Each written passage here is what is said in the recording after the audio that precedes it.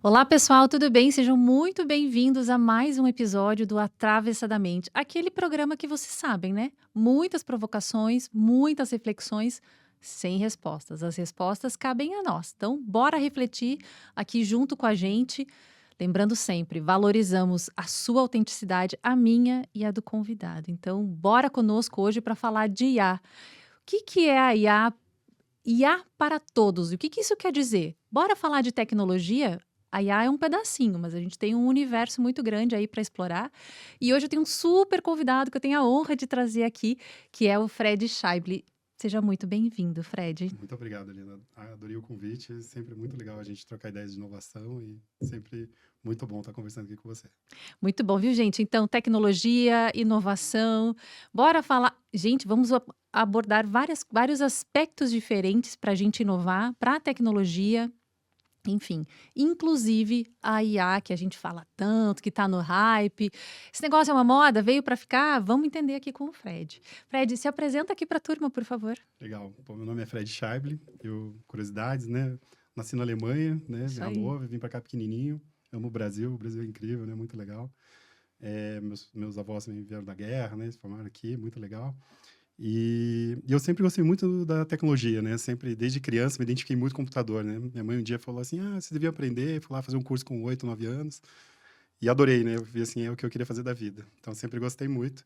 Comecei a programar mais ou menos nessa idade, né? 10 anos. E trabalhei toda a minha vida em tecnologia, né? Eu sou jovem há mais tempo, né? Então, tô já há 32 anos no mercado, né?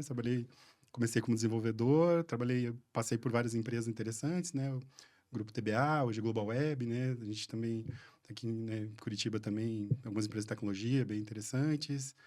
Trabalhei na Philip Morris 8 anos também, foi muito legal, foi uma experiência muito boa para mim. Também toquei uma operação da Unimed, né? Então, tive vários segmentos, né? Áreas interessantes. Trabalhei na TCS, na Tata, foram também anos incríveis aí. A gente montou uma fábrica de software aqui na Renault para a gente desenvolver para a França, né? Foi um grande desafio. Foi um grande aprendizado também, né? E depois disso, comecei a trabalhar mais também no mercado de inovação, né? Fui CTO da Becred, onde a gente acabou se conhecendo, né? Do Exato. distrito, na época, foi muito legal, uma grande experiência. Trago né, esse conhecimento, essa amizade, a gente sempre troca bastante figurinhas de inovação, tecnologia, Exato. né? Muito legal.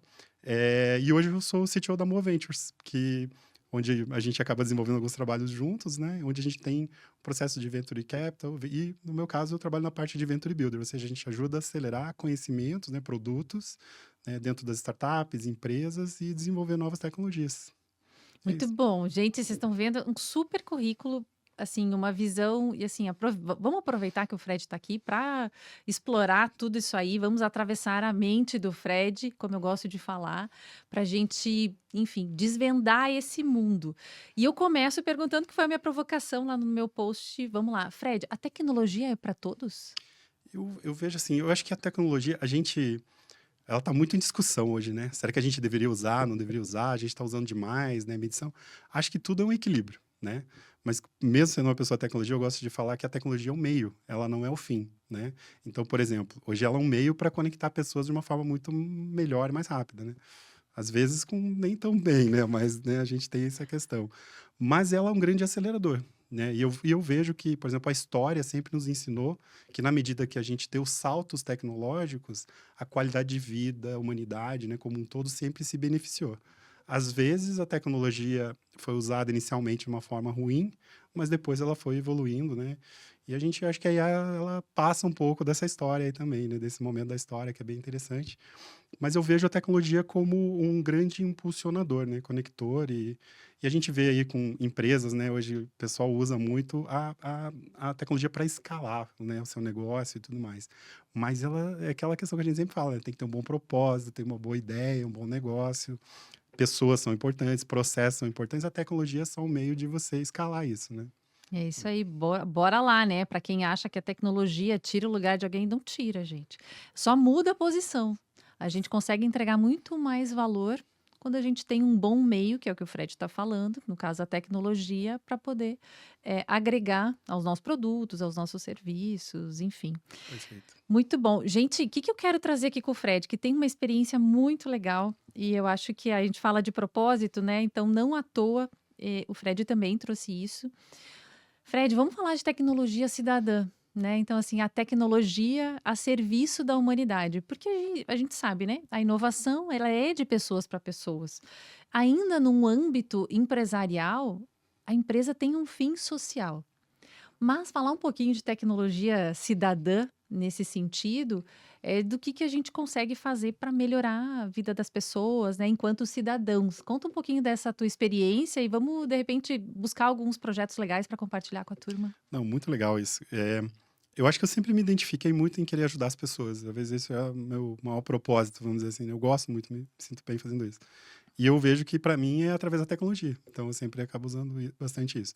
Eu sempre me envolvi muito nessa questão de ensinar a tecnologia, né, aprender e tudo mais. E foi muito legal. Eu acho que tem uma experiência muito interessante que eu conheci aqui em Curitiba, chamado Code for Curitiba. A gente sempre brincava ali nos anos hackers cívicos, né? Então o que a gente fazia? A gente se reunia 2 vezes por semana, né? Ainda o pessoal, né, se reúne hoje com menos frequência. Ia mais online, né, também, a gente tem muita questão. E era muito interessante, a gente trazia desafios da cidade para resolver. E aí a gente começou a se conectar com as empresas, conectar com a cidade. E o que é bem interessante, uma questão, né? Muita gente trazia desafios como, olha, eu vou no posto de saúde e não consigo achar uma vacina, apesar de dizer que tem lá, não tem. Onde será que tem a vacina mais próxima que eu poderia ir, né? Aí a gente foi lá e começou a pegar e viu que tinha essa informação como dados abertos da prefeitura. Daí a gente foi lá, puxou os dados, começou a trabalhar e criou um aplicativo Cadê Vacina? E daí Olha que ajudar o pessoal a fazer. Então, legal! a gente Olha fazia só. coisas rápidas, assim, né? Uhum. Testava. E o que é muito legal é que a gente se reunia, eram pessoas, advogado, contador, designer, desenvolvedor, então nem todo mundo era de tecnologia. Olha que Hum, interessante, gente. é. Tá vendo? Para a gente levar propósito, não precisa tecnologia. A gente, né, espera que tenha um Fred no meio, minimamente, para poder arquitetar tudo isso e poder levar. Que exemplo legal. E tinha muita gente boa, tecnicamente também. E é muito legal, tinha muita gente fora. Um amigo meu, ele voltou para a França, Thierry, né, super querido também. Pessoas que tinham uma pegada mais social, acabaram depois se desenvolvendo também, né? Então, muita gente boa que a gente vê nesse cenário. E aí o pessoal começou a trazer questões interessantes. Em 2016, a gente fez um aplicativo chamado Politiquei. Na verdade, o aplicativo não era meu, Aham. a ideia não foi minha, mas, né, a gente ajudou a desenvolver, era da Paula. Foi muito legal. E qual que era a pegada? A gente estava tentando ajudar as pessoas a decidir qual era o vereador que ela deveria votar. Então, a gente ajudou junto o pessoal da Gazeta do Povo a desenvolver um trabalho, né? Rodrigo Deda, né? Na Sim, época, era aham. super incrível, né? E a gente acabou pegando um questionário e mandou para todos os candidatos. E aí eles responderam e a gente colocou um peso ali. E daí a gente criou um aplicativo, na época conectado lá ao Facebook, e que as pessoas se cadastravam, entravam ali e faziam o questionário também. E aí a gente mostrava o matchmaking com Olha as que melhores legal, ideias, né? gente. Então, isso foi Sensacional. bem legal. No começo, os políticos não estavam Muito muito isso é interessados, né? quase um teste às cegas, hein? Então, foi Muito muito legal. interessante, hein, gente? Olha que legal isso. E É. aí? E o que é mais legal, esses projetos todos, eles são open source. Então, Tá. você pode ir lá acessar o GitHub lá do Code for Curitiba, você vai encontrar esses projetos e pode consumir, pode usar, pode desenvolver, né? E aí, projetos como esse. Daí você olha assim, pô, mas de onde que surgiu isso, né? Então, foi um movimento muito interessante, de uma pessoa chamada Jennifer Polka. Ela criou depois o Code for America e ela foi trabalhar como conselheira de tecnologia do Obama. Então, Tá. foi muito legal na época, assim. E o que ela fez? Ela começou a tentar usar alguns serviços públicos, né? Acho que foi na cidade de Boston, se eu não me engano. E ela tinha também um desafio. Algumas coisas demoravam, não conseguia. E ela voltou para a empresa dela, que tinha um pessoal de tecnologia, começou a discutir e viu que tinha os dados abertos disponíveis. E eles começaram a criar aplicativos para que eles pudessem conectar os cidadãos e eles Uhum. começassem a discutir problemas e achar soluções. E daí eles começaram a ter questões desde como é que eu resolvo alguma questão da rua, como, né, ajudar a orientar, como questões básicas, como, tem um guaxinim na minha casa, o que que eu faço? Né? Abre todas as janelas, daqui a pouco a pessoa escutou um barulho lá, meu Deus, escutou um barulho. Não, eu era seu vizinho aqui, eu chutei a lata de lixo, ele foi embora. Tchau. E aí o que acontecia? Esse tipo de coisa, todo mundo acionava a prefeitura para ir lá tirar o animal, para Tá. fazer negócio. E isso custava muito para a cidade. Sobrecarregava. De repente, a cidade percebeu que num ano ela economizou $1 milhão. Caramba! E daí ela olhou e falou assim, o que que aconteceu? E aí ela percebeu que existia esse movimento. E ela começou a se conectar e eles começaram a levar esse movimento para todos os Estados Unidos e hoje no mundo inteiro. Tem o Code for All, que é um movimento. E aqui em Curitiba foi um dos primeiros do Brasil, né? Foi muito legal. Daí Que Code for São Paulo, outros legal! lugares e tal. E aí qual que é a intenção disso? é a gente ver o empoderamento do cidadão. Exatamente, Então, a exatamente. gente vê o cidadão que traz um desafio, né? Então, Uhum, aí a gente começou a ver refugiados que tinham desafios de encontrar casas, situações, informações, traduções. A gente fez um trabalho junto com a Federal aqui, né, de Curitiba também, foi muito legal.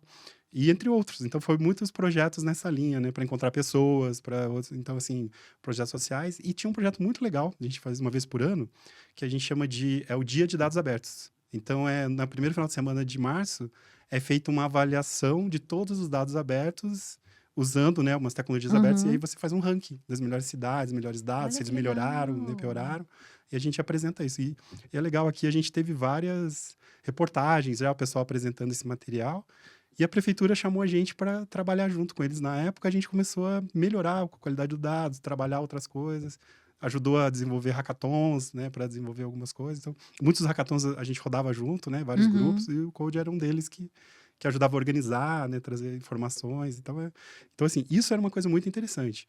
Aí a gente começou a perceber o poder dos dados abertos. E daí a gente começou a ver, por exemplo, questões hoje que você vê exemplos interessantes. Estados Unidos, há 2 anos atrás, abriu, né, anonimizado, toda a sua estrutura de dados de saúde. Então, isso traz uma possibilidade de você avaliar a saúde do cidadão, Uhum. né, como um todo, né? A gente tem um Sim. projeto, Emirados Árabes, de toda a identificação de DNA e tudo mais em blockchain. Então, imagine que interessante eu poder trabalhar políticas públicas para os próximos 10, 20 anos, vendo o cenário dos meus cidadãos hoje, como eles estão envelhecendo, que tipos de doenças, o que é que Uhum. pode ser feito aqui, né? E a gente tratar a verdadeira situação de... Hoje a gente tem plano de doença, né? A gente tem, né? Exato, Você usa o plano que você está exatamente. doente, né? Exato. Mas imagine a gente, o verdadeiro, né? O termo healthcare, né? Que o pessoal usa Uhum. bastante. O cuidado da saúde está voltado para o plano de saúde. E por que não um plano de políticas públicas de saúde bem estruturado, Exato. usando esses dados, né? Então, Uhum. aí com tudo que a gente tem hoje de algoritmos, tudo isso são bons exemplos que podem trazer. Então, alguns exemplos globais interessantes. Isso trouxe movimentos muito interessantes, como esse de análise que a gente faz uma vez por ano. Aqui no Brasil tem vários institutos, né? Open Knowledge Foundation, que é Uhum. global também, aqui no Brasil tem bem interessante. E esse pessoal vem trabalhando, por exemplo, com a União Europeia. Então, hoje você tem o Data Lab, Uhum. né? Tem dados abertos da União Europeia. Então, todas as informações... Então, você consegue trabalhar uma série de informações. Então, isso pode ser usado tanto para um cidadão, para a empresa, para o governo, né? Então, é realmente democratizar o dado, que vira uma Uhum. informação, né? Que vira um conhecimento, uma sabedoria, Sim, e que todo mundo pode desenvolver suas soluções, né? É exato. E que interessante. traz uma dor de mercado também, né? Traz uma Pra dor de gente que está mercado. aqui conectado com muito empreendedor, Aham. é também né, uma sinalização forte aí das dores do mercado. Agora, veja que interessante, né? A perspectiva dos dados abertos, vamos lá, se a gente tem essas ações que fomentam o uso, né? Que nem você falou, puxa, uma vez por ano e tal, é medido assim, assim. Olha que legal, porque você continua fomentando e dizendo, é importante termos os dados abertos, termos uma transparência, né? Enfim, não só pelo cidadão, mas para poder também propor coisas novas, né?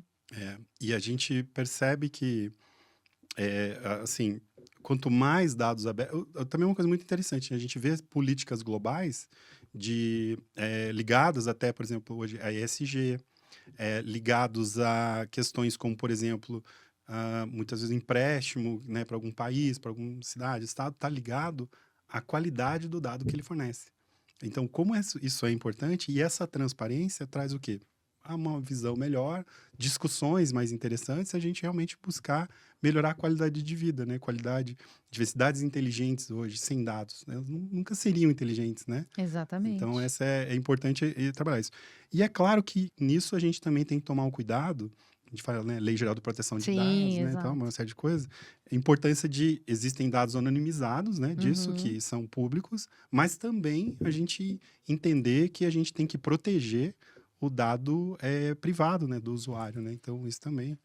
E que abre uma brecha aqui quando a gente fala hoje da AI, né? As pessoas, né? A gente tinha antes de usar a AI, todo mundo cuidava, né? A gente estava falando, não, Lei Geral de Proteção de Dados, né? Vamos cuidar. Hoje em dia tá todo mundo assim, pegando todos os seus dados, jogando lá no chat GPT, né? E tal. E a importância da gente tomar o cuidado, porque a gente está ajudando a treinar o modelo com esses dados, né? Então, Exato. informações que muitas vezes estão dentro de uma empresa, né? Vou pegar um exemplo da Samsung, né? Um tempo atrás, pessoal começou a usar ChatGPT para fazer cálculos ali dos chips deles e uma série de coisas. Quando a empresa percebeu, eles estavam começando a jogar material confidencial dentro da área não paga, né, Sim, pública do aham, ChatGPT, que os usuários estavam usando ali que não sabiam que corria esse risco, né? Um exemplo de cenários claro. que a gente tem que cuidar, né? Então, Aí a gente entra na pauta que vocês sabem que eu gosto, que é a governança, né? A governança de dados, né? exato. E vou falar que nem a gente fala, né, hoje, todo mundo, assim, vamos usar o AI, tá no hype, tá na moda, todo mundo quer usar o AI. Mas antes da gente pensar em usar AI, é bem isso, né? A gente tem que pensar, pô, como a gente quer usar isso? Que processos que a gente vai fazer? E o que é mais importante, como é que a gente vai trabalhar essa governança desses dados? Porque isso é o input, é o alimento da AI. Então, se Exato. você trabalha isso muito bem, você vai ter melhores agentes, melhores algoritmos, melhores processos. Melhores informações, melhores recomendações, melhores estudos, né? Exato. Gente, vocês são incríveis. Já temos aqui Hum. várias interações, então daqui a pouquinho eu já leio. Bora aqui mandar, turma. Bora trazer as reflexões, as provocações de vocês. Daqui a pouquinho eu já leio. Quero trazer 2 pontos mais aqui para o Fred e a gente já vai para as nossas interações. Vamos lá. Nesse processo, né? Vamos usar o exemplo do Code, enfim, mas nós que trabalhamos com inovação, né? Durante essa tua vivência, o que que você acha que são os propulsores da inovação? Essa turma buscar tudo isso, né? E a gente vê muito.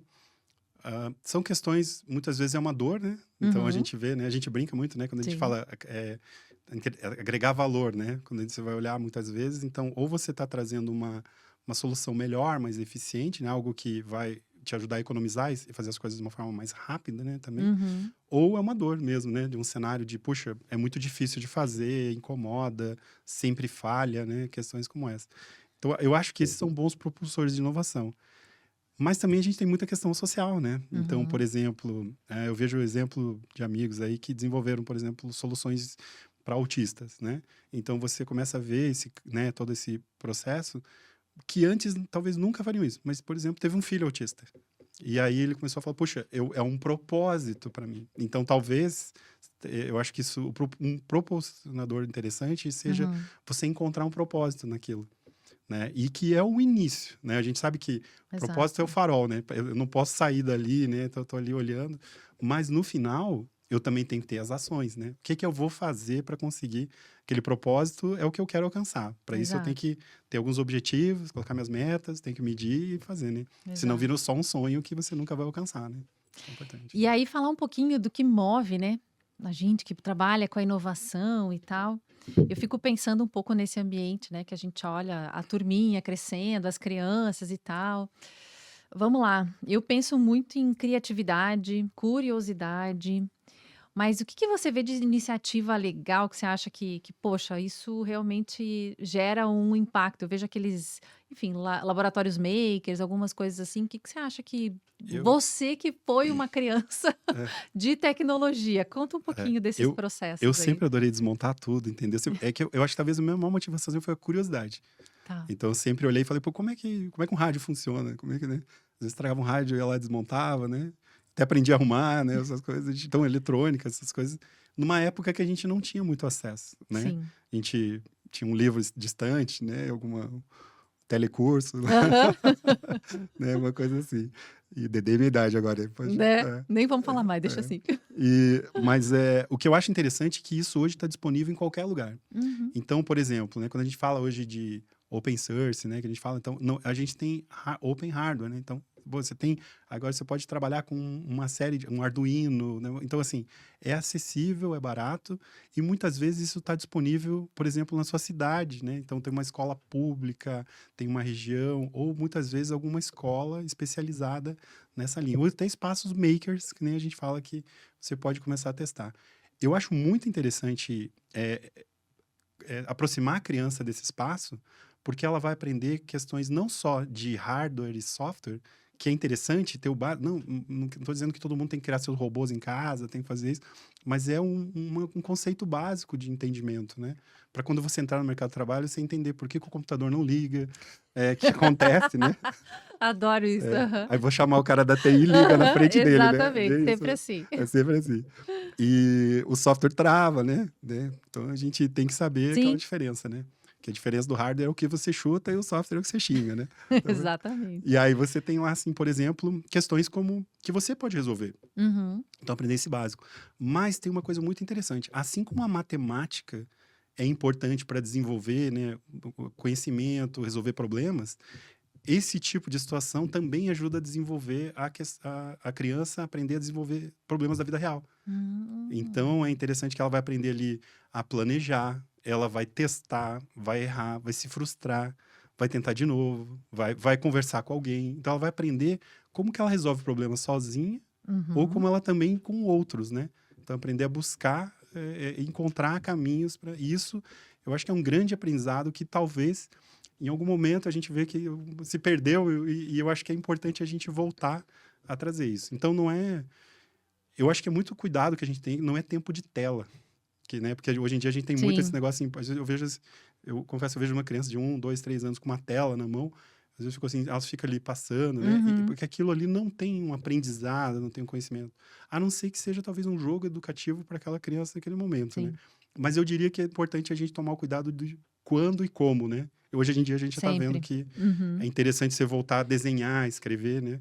Então, Exato. que isso também ajuda a desenvolver o aprendizado, né? Então, Muito legal. Então, aí, ó, para quem tem a turminha em casa, vamos lá, ou em casa, os sobrinhos, enfim, perto.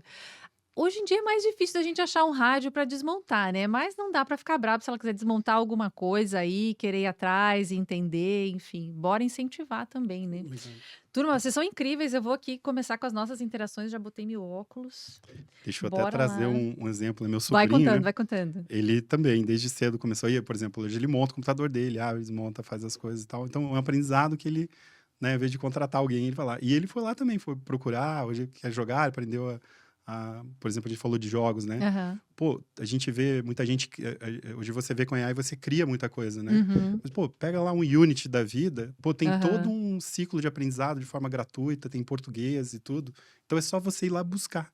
Então, é legal que você começa a aprender. Quem sabe não tem aí o próximo, um cineasta aí que vai criar alguma coisa, um novo jogo, né? Alguma coisa legal. Exatamente, bora deixar, né, a imaginação correr solta, né, e com todos esses aprendizados que nem você falou que tem, né, nesse, enfim, em todas essas nossas propostas, enfim, de olhares, makers. Eu penso muito em jogo também, Aham. esses jogos assim de tabuleiro. Claro, o xadrez talvez seja o mais lógico da gente enxergar, que a gente fala, é de estratégia e tal, mas é que você começa realmente a desenvolver outras perspectivas. E eventualmente isso realmente não, né, não se dê tanto valor e tal, e É, a gente precisa olhar um pouco mais para isso. Muito bom. Vamos legal. começar aqui? Daniela de Curitiba, bem-vinda, Dani. Como você enxerga o equilíbrio entre usar IA para otimizar processos e ainda manter o toque humano nos negócios? Perfeito. Eu acho que, nossa, excelente. Parabéns, Daniela, né? Aham. Parabéns, Daniela. Muito boa pergunta. Eu acho que o maior desafio que a gente tem hoje é voltar a humanizar os processos. Porque o que é que a gente vê, né? Acho que primeiro deixa eu abrir um parêntese aqui e falar sobre um momento importante que a gente teve com a chegada do ChatGPT, Uhum. né? Então a gente falou da AI e tudo, né? A gente tinha a AI que nasceu lá de algoritmos, né? Então a gente vê lá, se a gente olhar desde Blaise Pascal, foi uma série de algoritmos. Eu acho que até a ficção, né? Frankenstein, tudo isso nos ajudou a pensar como criar Como que humanoides, seria? robôs, Aham. né? E tudo, e a gente foi indo. Até que a gente chegou lá no início, acho que anos 40, assim, 40, 50, Uhum. foi quando a gente teve, devido à guerra, né? A gente teve lá o Alan Turing, né? O Sim. Jogo da Imitação, super filme Uhum. interessante, legal de ver. Onde ele representa esse momento da quebra do o Enigma, que era um equipamento, né? Que era de criptografia, que os Uhum. alemães usavam e os ingleses conseguiram quebrar usando a AI. Olha Os só. primeiros, né? Veja, gente, tá vendo? A inteligência artificial é algo realmente que tá há muito tempo. É que agora tá no hype, mas Exato. tá lá, ó, faz tempo. E isso foi em 1942, Olha né? isso. Teve 3 anos a 10 guerra que eles anos. estavam usando essa inteligência para se estruturar e tudo mais. E aí a gente fez essa evolução até o final dos anos 40, que a gente começou a falar de rede neural. Com o quê? Com biólogos, né? A gente tem cientistas, né, da área de saúde que falaram Uhum. assim, puxa, a gente pode imitar um modelo de sinapses, né? E a gente pode, então vamos chamar isso aqui de uma rede neural. Uhum. 47, 48, se não me lembro. Não sei de onde que eu lembro essas datas, não lembro, mas é por aí. Tá. E daí, depois a gente teve lá em 52, 54, que a gente começou a cunhar o termo de inteligência artificial. Aí a gente teve um hype, a gente achou que ia resolver tudo lá, né? aí teve o inverno, voltou. Então, anos 70, 80, que a gente começou a amadurecer machine learning, né, modelo, até que também a gente começou a ter capacidade computacional, internet e tudo, até que a gente culminou que no início dos anos 2010, 12, aí tem um ponto importante também que a gente tem que lembrar, que foi um projeto chamado AlexNet, que a galera começou a usar a NVIDIA, né, GPU, Uhum. para melhorar o processamento de imagens, né, usando um carinha lá que é CNN, Convolutional Neural Network. E esse cara foi interessante porque ele trouxe essa capacidade para a gente trabalhar isso, né? Aí a gente teve o início dos chats, né? Você lembra quando você entrava no chat e falava assim, eu quero comprar um iPhone. Ele demorava um tempão, de repente ele respondia para você assim, você quer comprar um iPhone? Porque daí você, mas eu falei isso, né? Então, porque o chat ainda era meio bobinho, ele, Sim, né? aham. Então a gente teve a utilização massiva dessa comunicação, foi ali, humana, né? Foi o Uhum. início do que a gente melhorou essa a linguagem natural, né? Essa natural language. Mas ela já nasceu também lá atrás, né? Só que ela foi amadurecendo 40, 50 anos até Olha que ela isso, chegou aqui. gente, tá Hum, vendo? É porque aí, claro, depois que chega num patamar, as coisas hum. mudam, assim, daí muito rapidamente, mas a jornada que veio, olha quanto tempo É, já tá maturando, vamos dizer assim, né. então, porque é a velhinha, né? A Pois gente é, fala, não é, então, né? E exatamente. aí, assim, aí a gente teve 2012 até o documento que todo mundo fala, que a atenção é tudo que você precisa, né? Que trouxe o transformation, que transformou, e dali que nasceu o princípio das LLMs, da Generative AI. Bora explicar aqui pra turma, né, que Uhum. linguagens que você conhece, eu até tô acostumada, mas bora explicar pra É. LMM pra turma aí. Então, a gente tem um momento importante, que é o seguinte, a AI sempre, né, é um modelo matemático estatístico, né? Então, a gente sempre está aplicando os vários algoritmos, integrações, e muitas vezes algoritmo dentro do algoritmo, né?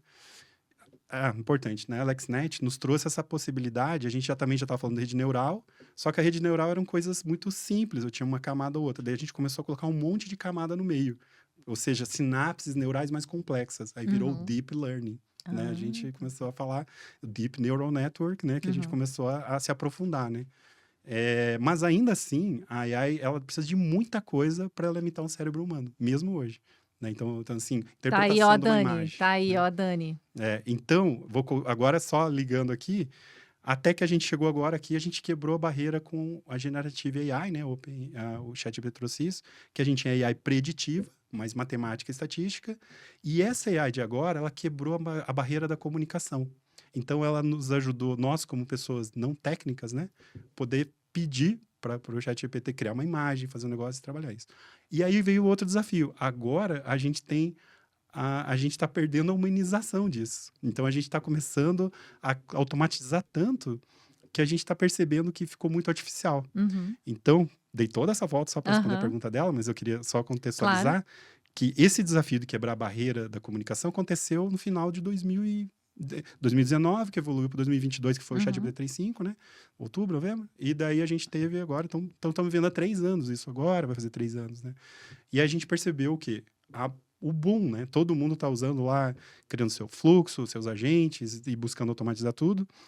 Só que a gente percebe que a LLM, que é essa técnica que foi criada, né, com esse artigo 2019 que é o Transformation, nos ajudou a criar algoritmos matemáticos que nos permitem interpretar os textos de uma forma Uhum. melhor. Então, antes eu interpretava uma palavra e tinha uma intenção para outra e ficava.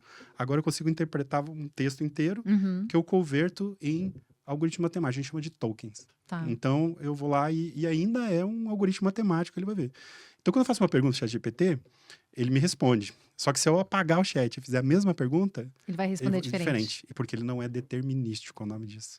Que significa o quê? Que o algoritmo não vai seguir o mesmo caminho. Uhum. E aí entra muito essa questão de quando eu crio um agente e estruturo ele de uma forma, muitas vezes ele pode responder a mesma pergunta de formas diferentes. Então, como que eu humanizo ele? Aí vale muito a interação de pegar as pessoas, os processos, mapear, estruturar, desenhar, e aí você implementa a AI dentro dela. Aí você pode usar o ChatGPT, você pode usar, tem ali, vou falar uns techniques aqui, tá? O Hã. Make, N8N, tem umas ferramentas ali que te ajudam a criar os agentes, fluxos, trabalhar com algumas soluções de dados, mas o mais importante, você tem que preparar ela ali para ela ter essa questão humana, né? E testar muito isso. Então, assim, eu diria que é muito processo de treinamento e curadoria em cima disso. Uhum. Então, estou criando um agente de vendas. Um SDR, né? Que a gente fala bastante, de fazer o primeiro contato, falar com o cliente. Então, o que é importante é você entender como é o lado humano que o SDR de sucesso trabalha ali. Então, entender as pessoas e os processos. E ajudar a estruturar um modelo que vai conseguir treinar e preparar e trabalhar aquilo, mas ainda assim com uma supervisão de SDRs. Ou gestores de SDR. Então, Sim. na verdade, o que é que você ganha com isso? Antes você tinha 3, 4, 5 SDRs, agora você pode ter 50, mas esses 5 cuidando dos 10 automáticos. E Então, aí, acho que daí a gente traz o toque humano que a Daniela falou, perfeito. né? Dei uma Então, volta inteira bora pra utilizar a tecnologia para avançar, mas sem perder a a humanidade. Por humanidade. quê, né? Gente, pessoa quer saber de pessoa, não quer saber de É, máquina. A gente usa a máquina como ferramenta que o Fred bem trouxe e para nos ajudar aqui no dia a dia. Mas, no fim das contas, a gente quer saber de pessoas, né? Eu acho que exato. esse é um ponto. Ó, o João trouxe uma pergunta que eu vou responder aqui, tá, João, para você. Muito bem-vindo, disse o João de São Paulo. A gente fala muito de IA como ferramenta, mas você acha que em algum momento ela pode virar concorrente direta do empreendedor? João, eu vou te falar o seguinte: tem muitas soluções já no mercado que, teoricamente, podem te entregar isso. Mas nada vai substituir o empreendedor por trás. A mágica que faz acontecer, o tom da empresa, a forma de trabalho, a forma de se comunicar, é tudo com o empreendedor. Então, não tem substituição. A minha visão é que não, tá, João? Assim, tem ferramentas que já te entregam tudo muito pronto.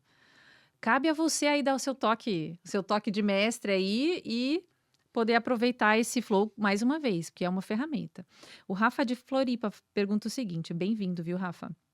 Na sua visão, Fred, existe algum risco da IA padronizar tanto as soluções que os negócios percam a autenticidade?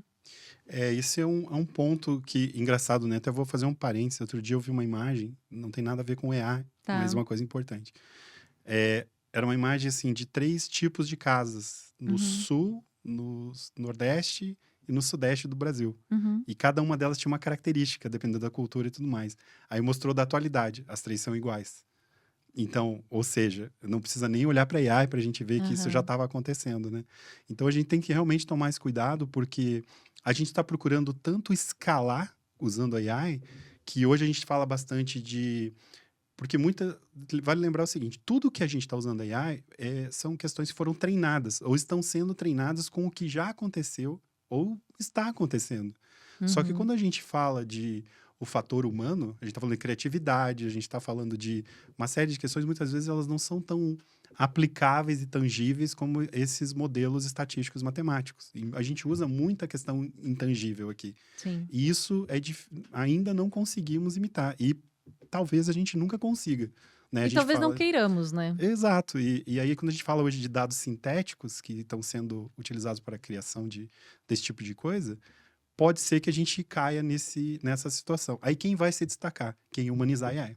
Exatamente. Boa, muito bom. Vou trazer um comentário aqui da Camila antes da gente ir para a próxima pergunta, que ela trouxe uma reflexão aqui. Camila de Porto Alegre, bem-vinda, Cami. Sei que estamos tão fascinados com a IA, mas corremos o risco de esquecer que o consumidor ainda busca conexão humana e autenticidade. Boa, matou. Esse é o meu ponto, viu, Cami? Acho que não tenho que substituir o ser humano. E aí, mais um comentário. Gente, várias reflexões. Ai, adoro vocês, gente. Bora lá. A Thaís aqui de Curitiba. Bem-vinda, Thaís. Acredito que a grande vantagem da IA é acelerar caminhos, mas a alma do negócio continua sendo humana. Gente, vocês são demais, é isso mesmo. A Larissa de João Pessoa, bem-vinda, Lari. Se a gente não entender os limites éticos da IA, podemos estar criando um problema social do tamanho da internet no futuro. Também. Perfeito. Bora para as próximas perguntas. Aqui, ó, o Carlos de BH. Bem-vindo, Carlos. Carlos conta o seguinte: uso IA no meu restaurante para prever demandas de pratos, reduzir desperdício e aumentar lucro. Tem me ajudado demais. Perfeito. Agora deixa eu... A gente Bora. falou de uma série de características, mas a boa utilização da AI. Então, por exemplo, com certeza ele conectou isso, né? E aí ele, por exemplo, tem uma questão importante. Ele precisa, de uma certa forma, ter os dados de quem consome, né? Quantas pessoas consomem, e o que Sim. consome dentro do restaurante. Então, ele tem essa informação de alguma forma.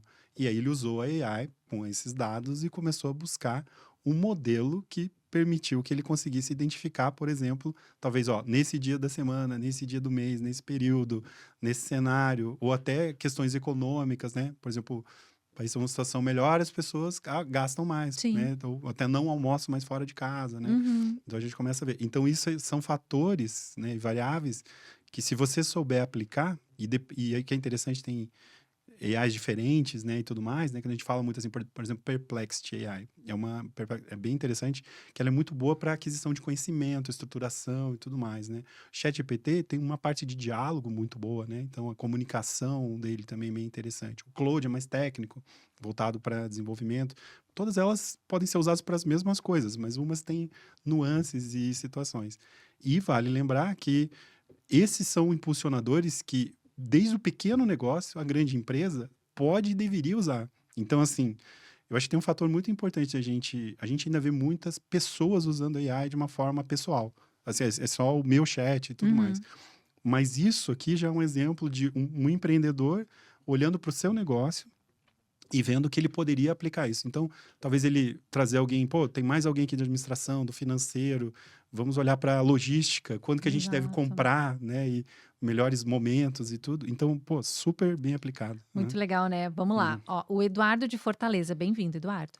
Fred, será que estamos correndo o risco de usar IA como uma muleta mental e desaprender a resolver problemas sozinhos? Olha, eu A gente acho que estava sim. falando sobre aprender a resolver problemas É, aqui na é. infância, né? E a gente tem que tomar muito cuidado com esse risco, né? A gente já está tendo indicadores, né? A gente está vendo MIT jogando alertas, Gartner, de ver uma série de questões onde estamos tendo mais dificuldade de ter um raciocínio, resolução de problemas sem AI. Se nós hoje, assim, tivermos, sei lá, tem um colapso, um problema lá, né? O sol trouxe lá aquela, né, situação e a gente ficou 3 dias sem tecnologia no país, no mundo. Será que a gente vai conseguir resolver problemas e fazer uma série de... Então, assim, a gente muitas vezes Exato. está usando tanto a tecnologia que a gente está deixando de resolver algumas questões importantes. Então, eu diria assim, esse equilíbrio é importante. Tomar o cuidado. Acho que nunca se falou tanto e a gente tem que tomar muito cuidado com a saúde mental, né? A gente até o governo, né? A gente está falando da Sim. ONR1, tem questões importantes, a gente está vendo, e a gente tem que fazer isso. E vale exercitar o cérebro como a gente também vai para a academia. Então, tentar resolver questões sozinho, fazer antes de usar, muitas vezes, alguma AI, alguma tecnologia, né? Ou até tentar fazer um planejamento, estruturar cálculos matemáticos mentais, escrever, né? Exato. Isso tudo, com certeza, é uma maneira de se manter sua mente saudável e super importante também. Exatamente. Ó, a Patrícia faz uma pergunta. Patrícia, seja muito bem-vinda, viu? Patrícia de Campinas. Ela pergunta, bora lá, bora lá, adoro esses momentos de fogo no parquinho. Se a IA é treinada com base no que já existe, como ela pode realmente criar algo novo e disruptivo, e não apenas repetir o passado?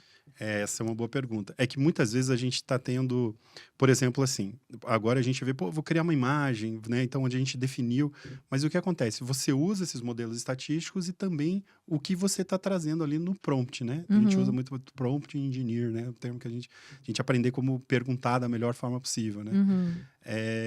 E aí isso, por exemplo, o que vai fazer com que você... Aí, ó, desculpa Ah, aí, gente, fui acessar os comentários aqui do YouTube, foi mal, Fred, vai lá. tranquilo. E aí, o que a gente tem aí? Você pode usar todo esse poder de processamento, essa informação estatística, matemática, inserir seus dados e todos esses seus insights, né? Que é o prompt engineer, onde você vai dizer o que você faz, você vai trazer a sua criatividade, e aí sim você potencializa isso, né? Se você não fizer isso, sim, você vai acabar caindo no modelo comum. Né? Esse é o ponto, porque daí o que a gente vê ali é que ela é um processo generalista. O que é que faz a diferença? É o teu prompt, o teu dado, né? A gente fala, né, empresas que acabam criando a sua, que a gente fala, large language model, né? Modelo de linguagem grande, né? Que é generalista. Uhum. Então, ela é treinada com uma grande quantidade de informação. Só que eu também posso criar minha small language model, então, meu modelo da minha empresa. Então, Aí, se eu ó, que pegar o legal. meu know-how em marketing, em tecnologia, em vendas, e aplicar junto com esse cara e com os meus insights, aí eu vou ter uma ferramenta maravilhosa na mão. Muito bom, olha aqui, ó, vou pegar algumas perguntas aqui do chat. Vamos lá, Alexandre Tavares, super plateia aqui, hein? Bora lá. E eu vou pegar uma das perguntas que ele trouxe aqui, porque a gente falou de crianças e tudo mais, e esses desafios. E aí ele pergunta: como inserir IA para crianças e adolescentes de forma saudável? Porque a gente vê assim adolescente usando para fazer os trabalhos e tudo mais, e não exercitando, que a gente estava falando agora. Uhum. De um jeito que faça a criança, de um jeito que não faça a criança perder a curiosidade ou a criatividade. Como a gente usa a IA de um jeito positivo para a turminha? Excelente pergunta. Eu acho que tem uma questão importante. Se por exemplo, você está acompanhando seu filho, né, até a escola, né, olha, tem uma dificuldade com matemática. Por que não usar o ChatGPT, a AI, e dizer assim, me ajude a criar exercícios matemáticos para crianças com essa idade, onde eu consiga gerar um engajamento para a idade dela gamificado. Olha Olha aí, que legal. o prompt, hein? Anota aí. E, Bora pro prompt, gente. é, Bora gravar aqui, acessa no YouTube para quem tá escutando pela rádio agora aqui a gente, bora pro YouTube depois para pegar esse pegar esse prompt, hein? prompt, ó, já tem um início, um prompt interessante. Sensacional. E aí você joga lá e pede para fazer uns 10 exercícios. Aí o que que você vai? Pô, vamos gamificar aqui. Se você acertar 2 exercícios, você vai ganhar um sorvete. A gente vai sair e vai fazer tal coisa. Se você acertar mais esses 10. E aí você começar a criar, claro, tomar cuidado de não transformar isso sempre numa recompensa, né? Ou até o engajamento de, pô, legal, quando você terminar isso aqui, a gente pode brincar mais uma hora, pode. E isso tudo vai até trazendo esse processo de gamificação, onde a criança vai procurar, talvez até sozinha, estudar aquilo. Ah, eu não entendi história, biologia, né? A gente ia lá na Barça, né? Lembra que a gente Ex pegava. Meu Deus do céu, não lembrei disso. Não, vou dizer Mas que a gente nem lembra nem disso, lembro disso, nem né? lembra. Minha avó, minha mãe fazia isso. É. E daí a gente vê que hoje o que é legal é que eu posso perguntar para o ChatGPT onde eu posso buscar informações sobre célula, núcleo, né?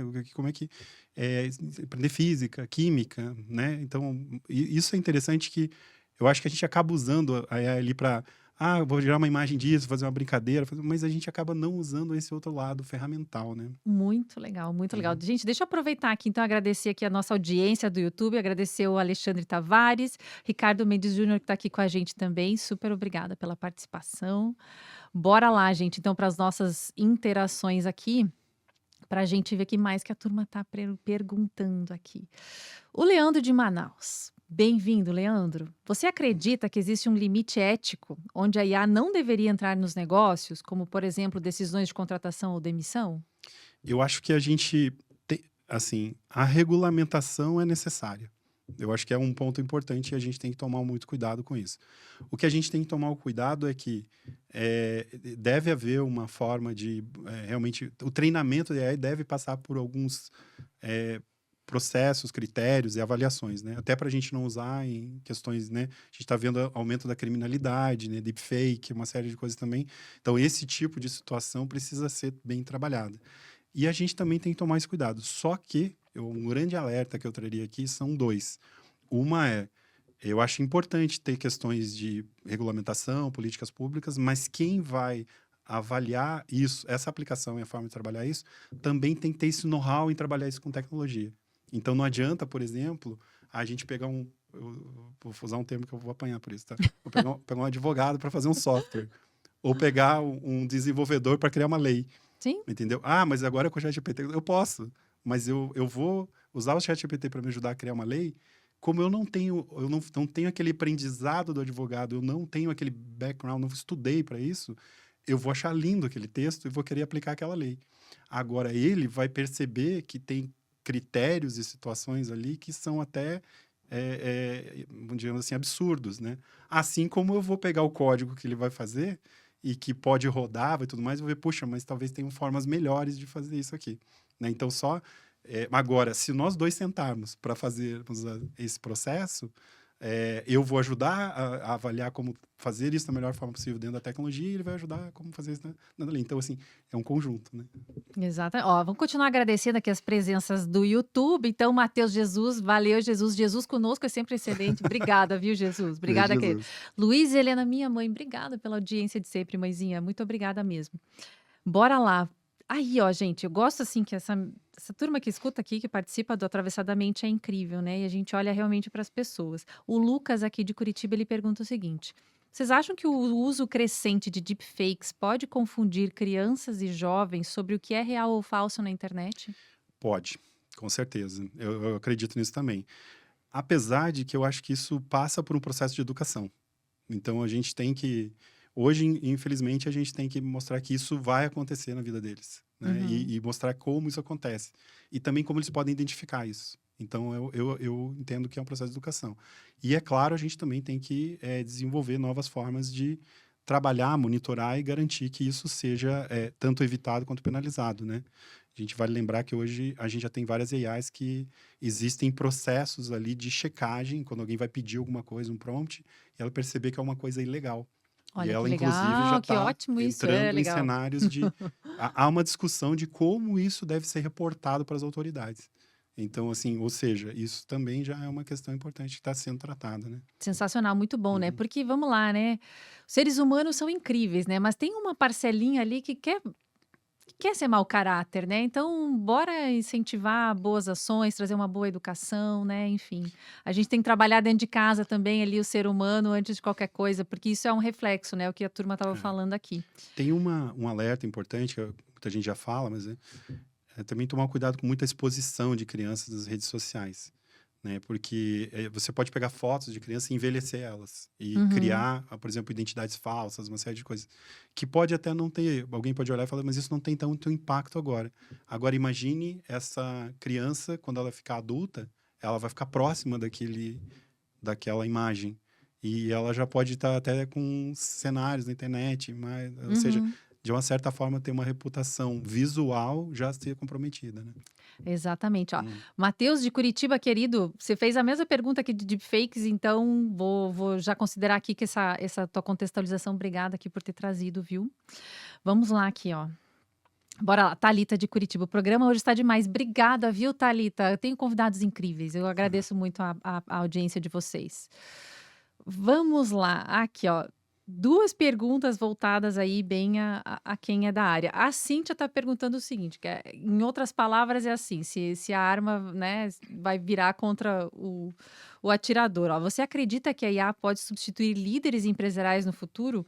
Tenho percebido um movimento, inclusive agora um Chief Artificial Intelligence Officer. Então, a gente tem E visto. aí, né? Aí é o criador e a criatura. É um bom ponto, né? Você sabe que a gente vem discutindo, né? Talvez não precise nem mais de um CTO, né? Também, né? A gente brinca bastante. Mas eu acredito que, na mesma linha que a gente vê que todo mundo que faz um trabalho que é operacionalmente repetitivo, então, se você tem um líder que está sempre vendo as mesmas coisas da mesma forma, e ele não acaba aplicando o lado humano, de também estar se desenvolvendo, e trabalhando e buscando, se ele faz isso tudo daquela mesma forma, provavelmente ele pode ser substituído por uma AI. Então, a gente vale isso para qualquer área, eu diria assim, né? Então, eu diria que o grande ponto é a gente tentar verificar isso. Diferente de que ele pode usar a AI para ser um gestor melhor. E talvez esse seja o fato. Vou fazer uma brincadeira aqui, né? Quando começou essa discussão do AI, mano, a gente não deveria usar e tal. Eu falei, então tá bom, você quer correr quer apostar 100 metros rasos contra um carro, você vai perder sempre, né? Agora Uhum. entra no carro e coloca um outro carro, né? Claro. Então eu uso AI para, né? Então assim, o que a gente vai ver é quem não usa AI, quem não se adapta e não vai aprender a trabalhar com isso, corre o risco de talvez ter que mudar de área, né? E também ser substituído. Então eu diria assim, a gente só tem que tomar cuidado que tem muita... A gente tá vendo muito propaganda hype, né? Pô, CEO, né? Digital, toda a empresa foi criada. Então, a gente... Só que, às vezes, a gente olha o título, mas tem que ler o artigo. Entra no detalhe, vai procurar a empresa, vai Exato. entender que você vai ver que, às vezes, muito aquilo Não é bem assim, não é né? bem daquela forma. Não estou dizendo que tem boas soluções no mercado, né? Só a gente separar bem as questões e avaliar isso. Porque, por exemplo... Quando a gente olha para um gestor, que nem assim você a gente tem fatores humanos. E se, de repente, tem uma situação sensível de alguma pessoa ali, você quer vai conseguir trabalhar isso? Então, Uhum. assim, lembrando que ela é um modelo estatístico, né? Ela não tem essa questão... ela tem uma análise comportamental, matemática e estatística, Sim. né? Ela não tem essa questão de treinamento, né? Uhum. Do trato humano, né? Vamos dizer assim, né? Muito Ainda, bom. né? Gente do céu, olha só, muitas questões. Ai, gente, vocês são incríveis. Vamos lá. Então, quem trouxe essa pergunta foi a Cíntia de BH. Obrigada, viu, Cíntia? Aí a Luciana de Belém, bem-vinda, viu, Lu? E ela fala o seguinte, ó, olhando um pouquinho, né, para nossos cenários aí de Big Techs. Tem gente dizendo que a IA vai concentrar ainda mais poder nas mãos de poucas Big Techs. Você acha que os pequenos negócios realmente têm chance nesse jogo? Eu acho que uma coisa interessante aí é como se manter ativo nesse jogo. Com certeza, a gente está vendo aquilo que a gente falou, né? O que já estava acontecendo está sendo potencializado, né? Então, a gente vê repetições, processos e tudo mais. Uhum. Mas tem uma grande vantagem, principalmente, eu diria, para quem está começando agora, né? Porque ele pode usar essas inteligências artificiais, esses modelos, e começar a testar uma série de coisas diferentes, tanto para aprendizados, quanto para testar modelos novos. Então, o que que a gente está percebendo aí?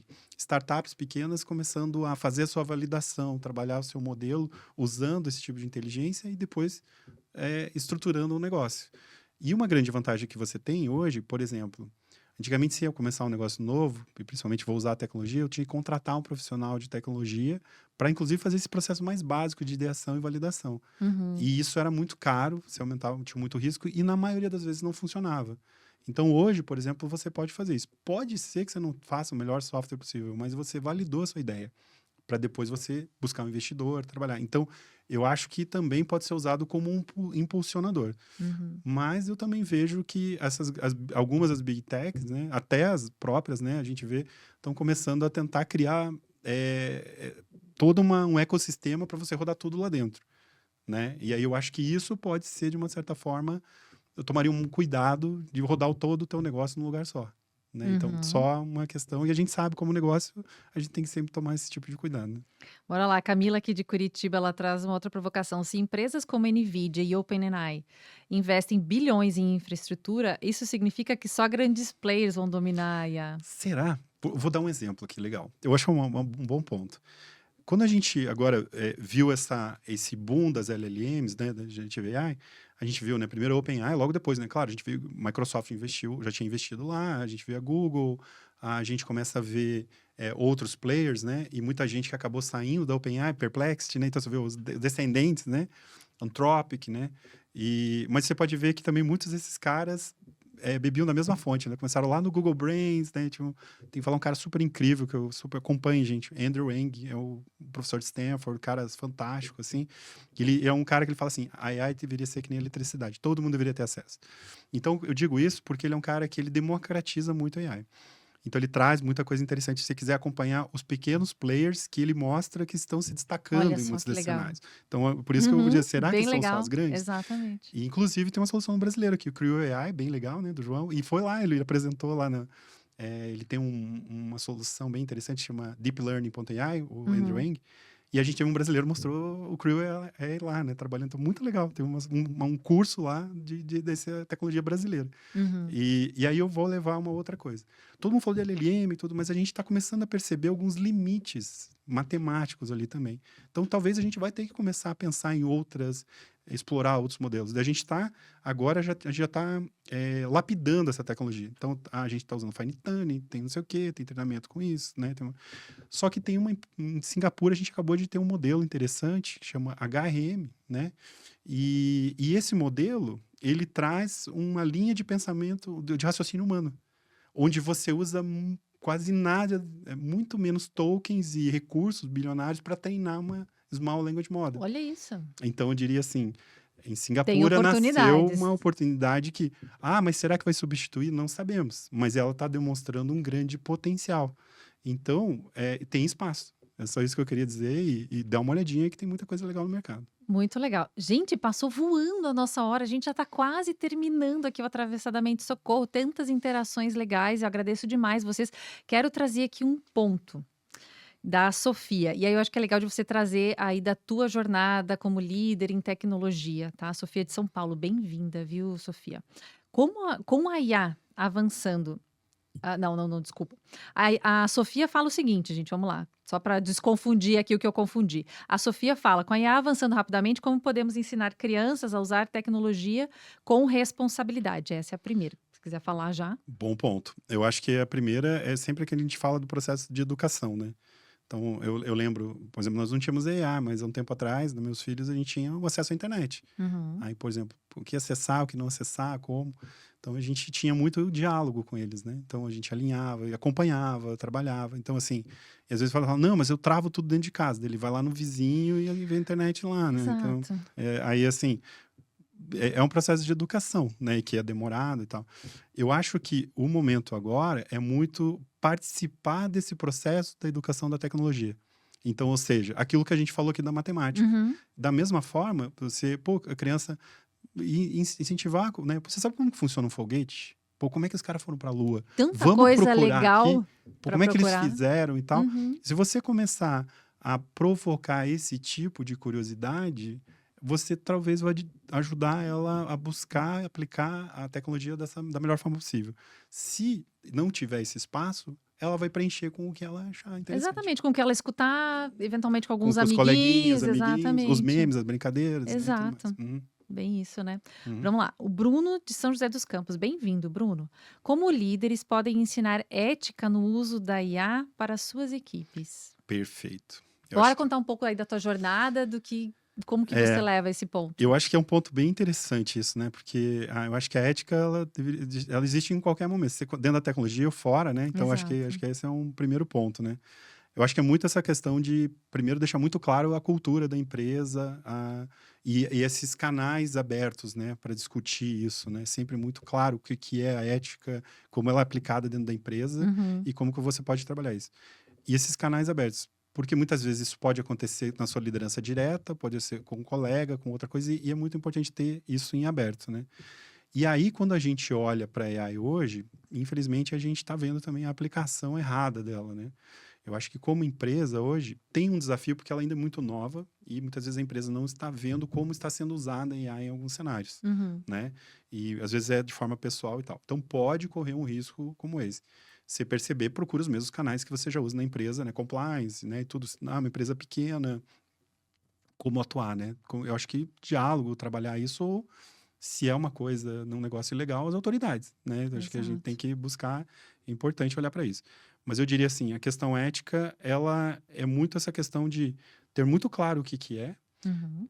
e o que a gente já está vendo dentro da própria AI, o pessoal está começando a discutir esse tipo de coisa. Então, se ela está sendo aplicada dentro da empresa, colocar essas políticas dentro do modelo e como que ela está sendo utilizada dentro da ferramenta, né? E treinamento e tudo mais, né? Abrir canais e sempre... Então, eu diria assim, transparência, diálogo e buscar aplicar, né? E rever isso, né? Gerir isso de uma forma como a gente já fazia antes, mas agora usando Uhum. dentro da AI também, né? Entendi, muito bom. Uhum. Ó, tem uma pergunta que eu não tem como não trazer aqui, que é da Mariana de São Paulo, que aí toca em pontos que eu também acho que são importantes da gente trazer para discussão. Com a corrida global por data center e chips para IA, será que o custo energético vai se tornar um problema maior que os benefícios? Na verdade, a gente já está tendo esse problema hoje, né? Então, a gente vê tanto a questão energética e o Uhum. consumo de água, né? Por refrigeração, Exato. né? Uhum. Isso realmente entrou numa pauta e está começando a virar um processo mais crítico. A gente já tinha, né? A gente vem acompanhando questões aí energéticas, né? Principalmente o carro elétrico impulsionou também algumas questões importantes, mas a gente também vê a busca de soluções, né? Acho que algumas interessantes.